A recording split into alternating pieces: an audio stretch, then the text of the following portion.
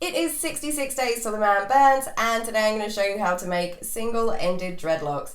So this is a single-ended dreadlock, and you can see it's got like a loop at one end, and this is the install point, and then you have one tail coming off of it. So to make these, you will need 100% Kanekalon hair. This is like synthetic hair, and it's perfect for making dreads, because when you seal the dreads, when you steam them, the Kanekalon fibers like hold the shape that you've steamed them into. So the Kanekalon comes in different textures. You can get like a frizzy-ish kind of one or a like straight smooth one.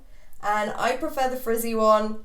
It's much easier to do the backcombing part on the frizzier stuff. It like holds the backcomb much better.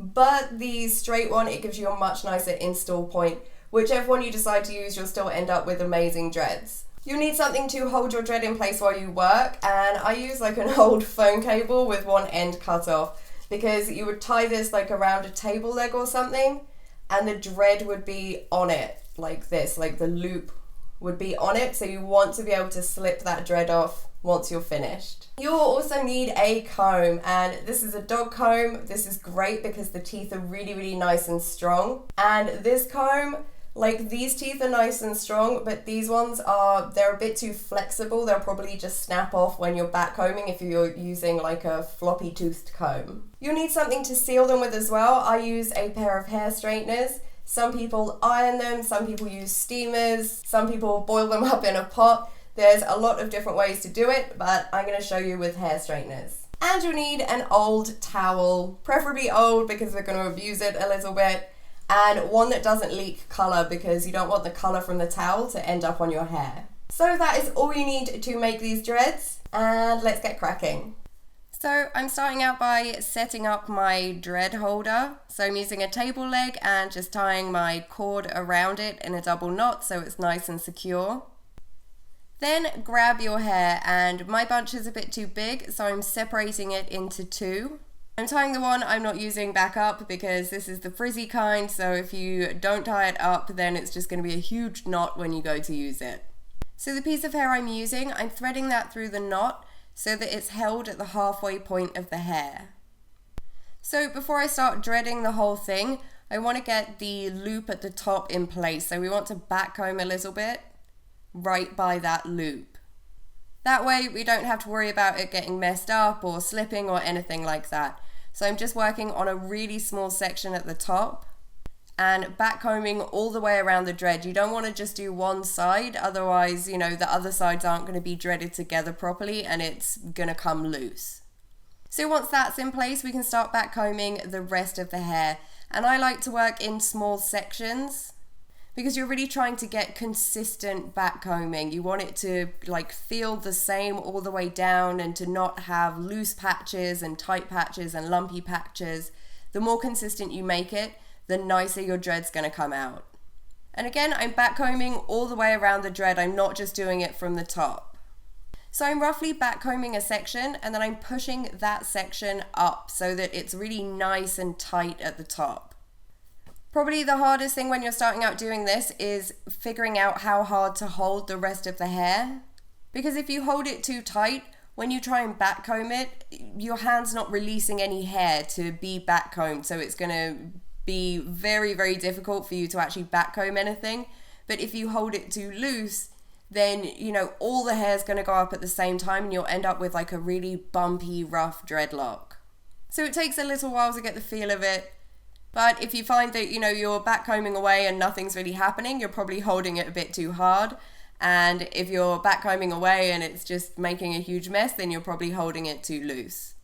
When you're backcombing it, you want to frequently run your hands down the dreadlock as well to check that everything is feeling consistent. If you have any lumps that are very tight that aren't consistent, then you can kind of work them out a bit with your comb and try and push the hair apart a bit. And if you have any loose bits, try and push more of the backcombing that's below it up into that loose patch.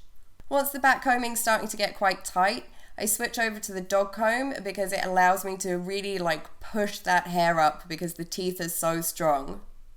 When you start out, it does take a while to make each dread, but once you've done a few, it will get much faster. It's kind of the first, 5 or 10, they're going to take you a while to do. And then after that, you really get the hang of the backcombing and it's much, much faster. So keep backcombing your dread and you'll know when it's ready because it should stand up on its own. So if you lift it from the base, from the bottom of the loop, and just hold it vertically, your dreadlock should be able to stand on its own. If it flops over, then the point that it's flopped over is probably a weak point in the dread and you need to go and backcomb that some more, make it a bit stronger. And then try again and see if you have any more weak spots. So once we've got it standing up, it is time to seal it. So start heating up your hair straighteners and get your towel nice and damp. Then we're going to twist the hair all the way down. And if you twist it clockwise and it's not looking so great, try twisting it anti-clockwise and see how that looks. And if you have any patches that are really lumpy or you just don't like, then go back to that backcombing and try and, backcomb those out. Once you're happy with your twist, throw that damp towel over the top. And I like to use a spritzer bottle just so that I can moisten the towel some more if I need to, because I'm too lazy to walk to the sink and keep getting it wet. And then starting at the top, I'm pressing the hair straighteners down over the towel. And you need to be really careful when you do this because a lot of steam is going to come up, so you don't want to hold your hand above it while you're doing it. Come in from this side. If you hold your hand above it, all the steam's going up, so you might end up burning your hand, which would be bad. So I'm doing that all the way down, and you don't want to press too hard. If you press too hard, you'll end up with like a really flat dreadlock. And it's not the pressure making it hold its shape anyway, it's the steam that's coming off, so you don't need to use very much pressure at all. You just need to make sure that lots of lovely steam is getting into your dreadlock. And if you can, try and get your dreadlock from a couple of different angles so that you don't just seal one side of it. You want the whole thing to be sealed. My hair straighteners are set to 200 degrees, and I'm probably holding it on each section of hair for about 5 seconds. If you find that your dread unravels once you take the towel off and let it go, then twist it back up again and repeat the process. Maybe try a higher setting on your hair straighteners. Maybe there wasn't enough steam, so try with a wetter towel. Or try holding these straighteners on there for a bit longer. Be super careful when you get to the end as well because you don't want to burn your fingers because hair straightener burns really hurt. Once you're done, take that towel off and be careful because the towel will probably be hot. The dread might be a bit hot as well, so maybe give it a couple of seconds to cool down a bit.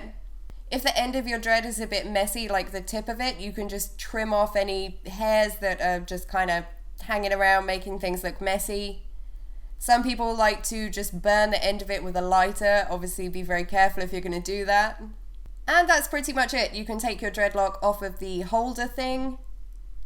And you now have your first single-ended dread. So I hope you like it, guys. I hope it came out well. If any of you run into any problems or anything doing this, let me know in the comment section below and I will do my best to help you out. And yeah, I hope you like your new dreadlocks. And I will see you in the next video. Bye, guys.